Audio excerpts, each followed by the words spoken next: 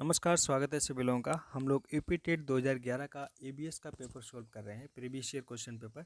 ठीक है, आपको सारे साल के जितने भी आज तक पेपर हुए हैं सारे प्रीवियस ईयर क्वेश्चन पेपर कराए हैं। तो देखते हैं 2011 का टेट का पेपर है एबीएस का।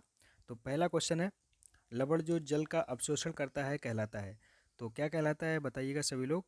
जो कहलाता है हाइग्रोस्कोपिक लवण। तो पहला ऑप्शन आपका राइट है। ठीक है, इसके बाद दूसरा क्वेश्चन है, पारिस्थितिकी तंत्र एवं प्राकृतिक आदिवासियों का संरक्षण तथा उनके प्राकृतिक बना वातावरणों में प्रजातियों का जीवन जीवनक्षम जनसंख्या का रख रखाव एवं प्रतिप्राप प्रतिप्रापित के लिए प्रयुक्त पद है, कौन सा होगा। पहला है क्रोड संरक्षण, ऑप्शन बी है स्वस्थानीय संरक्षण, ऑप्शन सी है अपस्थानीय संरक्षण और ऑप्शन डी है परिधीय संरक्षण। तो यहाँ पर आपका राइट आंसर होगा बी पार्ट, स्वस्थानीय संरक्षण। ठीक है, बी पार्ट आपका राइट है। अगला प्रश्न है, सामुद्रिक कच्छपों को जीवाश्म कहा जाता है क्योंकि ये 150 मिलियन वर्ष से अधिक समय से पृथ्वी में उपस्थित हैं। भारतीय उपमहाद्वीप के जल भागों में पाए जाने वाले 5 प्रजातियों के समुद्री कच्छप में सबसे अधिक संख्या होती किसकी है। तो किस में सबसे अधिक संख्या है, तो बताना है सभी को कौन सा ऑप्शन आपका राइट होगा। तो यहाँ पर आपका सी ऑप्शन राइट है, ऑलिव रिडले। ठीक है, ऑलिव रिडले। ठीक है, ये सबसे ज़्यादा है, ये कछुए की प्रजाति होती है। ठीक है, अगला प्रश्न है, विश्व उष्मायन के लिए निम्न में से कौन सा एक कारक है। ऑप्शन ए है वाहनों से निकली गैस, ऑप्शन बी है पेड़ पौधों से निकली गैस और ऑप्शन सी है भट्टियों से निकली गर्म हवा और ऑप्शन डी है रसोई गैस। तो यहाँ पर आपका राइट आंसर होगा जो विश्व उष्मायन है, जिसका कारक कौन सा है, वाहनों से निकली गैसें। ठीक है, अगला प्रश्न है, धातु में प्रस्तर किसे कहा जाता है। ऑप्शन ए बुटीमीन और ऑप्शन बी है बॉक्साइड को और ऑप्शन सी है मेटालाइट को और ऑप्शन डी है अयस्क को। तो यहाँ पर आपका राइट आंसर होता है डी पार्ट, अयस्क को कहा जाता है। ठीक है, अगला प्रश्न, पेड़ पौधे प्रदूषण को घटाते हैं क्योंकि वे अवशोषण करते हैं। ऑप्शन ए है सल्फर डाइऑक्साइड और ऑप्शन बी है कार्बन डाइऑक्साइड और ऑप्शन सी है कार्बन मोनोऑक्साइड और ऑप्शन डी है नाइट्रोजन। तो ये सभी को पता होगा, कार्बन डाइऑक्साइड पेड़ पौधे लेते हैं और ऑक्सीजन छोड़ते हैं। ठीक है, अगला प्रश्न है, भूकंप मापा जाता है। तो भूकंप जो होता है वो किस में मापा जाता है, तो आपको बताना है सभी को। पहला ऑप्शन है बोफोर्ट पैमाने में, ऑप्शन बी है डेसिबल में, ऑप्शन सी है न्यूटन में और ऑप्शन डी है रिएक्टर पैमाने में। तो भूकंप मापने की क्षमता होती है रिएक्टर पैमाने में, डी ऑप्शन आपका राइट है। डेसिबल से हम लोग ध्वनि की चाल नापते हैं। ठीक है, अगला प्रश्न है, महासागरों में जल स्तर वृद्धि का कारण है। ऑप्शन ए है ध्रुवीय प्रदेश में बर्फ का पिघलना, ऑप्शन बी है अत्यधिक वर्षा और ऑप्शन सी अम्ल वर्षा और ऑप्शन डी उपरोक्त में से कोई नहीं। तो यहाँ पर आपका पहला ऑप्शन आपका राइट होता है, ध्रुवीय प्रदेशों में क्या होता है, बर्फ पिघल जाता है बहुत ज़्यादा, इसीलिए जल स्तरों का क्या होता है, स्तर बढ़ जाता है। महासागरों में जो जल स्तर होता है वो क्या होता है, बढ़ जाता है। ठीक है, वातावरण में अत्यधिक हानिकारक सल्फर मिश्रित गैसें हैं, कौन सी है। तो मतलब यस है, मतलब सल्फर। ऑप्शन बी है H2S है और ऑप्शन सी है SF6 है और ऑप्शन डी है SO2 है। तो यहाँ पर आपका राइट आंसर होता है सबसे हानिकारक गैस जो होती है SO2। ठीक है, बी डी ऑप्शन आपका राइट है। अगला प्रश्न है, वायु प्रदूषण को कम किया जा सकता है किसके द्वारा, वृक्षों द्वारा, मछलियों द्वारा, जंतुओं द्वारा, सूर्य प्रकाश द्वारा। तो यहाँ पर ए ऑप्शन आपका राइट होगा, वायु प्रदूषण कम करते हैं वृक्षों द्वारा। ठीक है, अगला प्रश्न है, विश्व पर्यावरण दिवस मनाया जाता है तो 5 नवंबर को, 5 जनवरी को, 5 जून को, 5 सितंबर को। तो ये सभी को आंसर पता भी होगा, 5 जून को विश्व पर्यावरण दिवस मनाते हैं हम लोग। ठीक है, अगला प्रश्न है, सूर्य के हानिकारक किरणों से पृथ्वी को कौन सा स्तर सुरक्षित रखता है। तो पहला ऑप्शन है आयन मंडल, ऑप्शन बी है ओजोन मंडल, ऑप्शन सी है क्षोभ मंडल और ऑप्शन डी है चुंबक मंडल।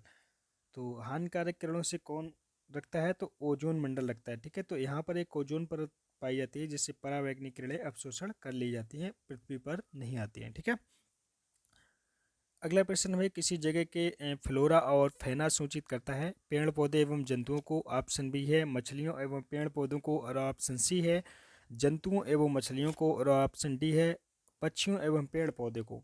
तो जो होता है फ्लोरा और फ्यूना किसको सूचित करता है? तो यहाँ पर आपका राइट आंसर होगा ए पार्ट, पेड़ पौधों एवं जंतुओं को। ठीक है, ए पार्ट आपका राइट है। अगला प्रश्न है पारिस्थितिकी तंत्र का उदाहरण क्या है? तो यहाँ पर आपका राइट आंसर होगा सबसे अच्छा उदाहरण है तालाब, बी ऑप्शन आपका राइट है। ठीक है। अगला प्रश्न है कौन जीवाय कारक नहीं है? ऑप्शन ए पेड़ पौधे, ऑप्शन बी में जंतु, और ऑप्शन सी है सूक्ष्म जीव, ऑप्शन डी है प्रस्तर। तो यहाँ पर आपका राइट आंसर होगा प्रस्तर। कौन सा नहीं है? प्रस्तर नहीं है। ठीक है, सूक्ष्म जीव होते हैं, जंतु भी होते हैं, पेड़ पौधे भी होते हैं। ठीक है, जीव की कारक। अगला प्रश्न है अधिकतर पेड़ पौधे पाए जाते हैं स्थल मंडल में, जल मंडल में, वायुमंडल में, प्रकाश मंडल में। तो सीधी सी बात है, स्थल मंडल में पेड़ पौधे पाए जाएंगे, जल मंडल में थोड़ी पेड़ पौधा पाया जाएगा। अगला प्रश्न है अन्य मृत जंतुओं पर निर्वाह करने वाले प्राणी को कहते हैं, क्या कहते हैं? तो इसको कहते हैं स्कैवेंजर। स्कैवेंजर आपका सी पार्ट आपका राइट है। ठीक है। अगला प्रश्न है एनसीजी संक्षिप्त रूप किसका है? तो जो एनसीजी का है उसका फुल फॉर्म क्या होगा, तो बताना है सभी को। तो यहाँ पर आपका बी पार्ट राइट है, कंप्रेस्ड नेचुरल गैस का। ठीक है, समझ लिया, कंपैक्ट नेचुरल गैस का। ठीक है। यहाँ पर नेचुरल होना चाहिए। ठीक है, गलती से वो मिस्टेक हो गया। ठीक है, सॉरी उसके लिए। Compressed natural gas. ठीक है, आपका बी ऑप्शन राइट है।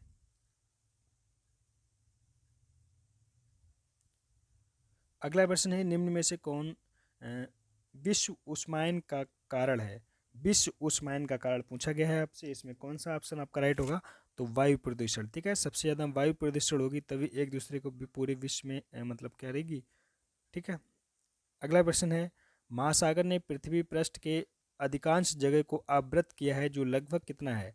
तो महासागर कितने बीच में है? 1/4, 3/4, 3/4, 1/2, 1/4 और 2/3। तो यहाँ पर पहला ऑप्शन आपका राइट है, 3/4। ठीक है। अगला प्रश्न है स्टेकटाइट एवं स्टेगमाइट, स्टेकाटाइट एवं स्टेगमाइट में निक्षेपण होता है, किसका निक्षेपण होता है? तो ये होता है कैल्शियम कार्बोनेट का। ठीक है, यहाँ पर सी ऑप्शन आपका राइट है। अगला प्रश्न है निम्न में से कौन वायु प्रदूषण का एक उदाहरण है? तो वायु प्रदूषण का उदाहरण कौन सा होता है? तो उपरोक्त सभी हैं। यहाँ पर धुआं एवं कोहरा भी होता है, वाहनों से निकलने वाली गैस भी होती है, जलती हुई लकड़ी या चारकोल होता है। डी ऑप्शन आपका राइट है, सारे हैं। ठीक है।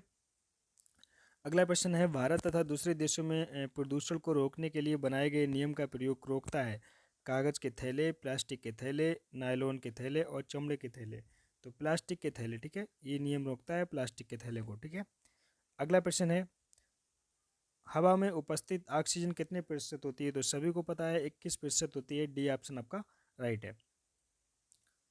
अगला क्वेश्चन है परम तापमान पैमाना कौन सा है? तो ये परम तापमान होता है केल्विन, सभी नहीं होते हैं। ठीक है, केल्विन परम ताप का पैमाना है।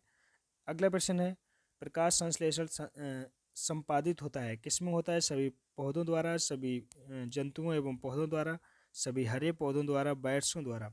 तो यहाँ पर होगा सभी हरे पौधों द्वारा, सभी पौधों द्वारा नहीं, सभी हरे पौधों द्वारा प्रकाश संश्लेषण होता है। ठीक है। अगला प्रश्न है निम्न में से कौन सी अंतर्राष्ट्रीय संस्था पूरे विश्व में पर्यावरण सुरक्षा की देखभाल करती है? तो ये कौन सी होती है? यूएनओ होती है। ठीक है, यूएन। ठीक है। अगला प्रश्न है कीटनाशकों के अत्यधिक इस्तेमाल से होगा वायु प्रदूषण, ध्वनि प्रदूषण, जल प्रदूषण, ये सभी।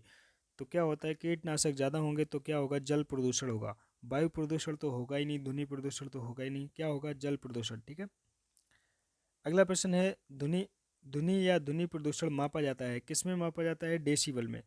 तो यहाँ पर आपका सी ऑप्शन राइट है। देखो यहाँ पर डेसिमल लिखा है लेकिन नापा किसमें जाता है? डेसिबल। तो आपका सी ऑप्शन आपका राइट है। अगला प्रश्न है निम्न में से कौन सा पर्यावरण के हानिकारक है? तो हानिकारक सबसे ज़्यादा कौन सा है? तो प्लास्टिक होगा का सबसे ज़्यादा हानिकारक, तो आपका डी ऑप्शन राइट है। ठीक है। तो ये आपका 2011 का पेपर कंप्लीट हो गया। मिलते हैं अगले पेपर में। जय हिंद दोस्तों, तब तक लोग आप लोग खुश रहिए, देखते रहिए।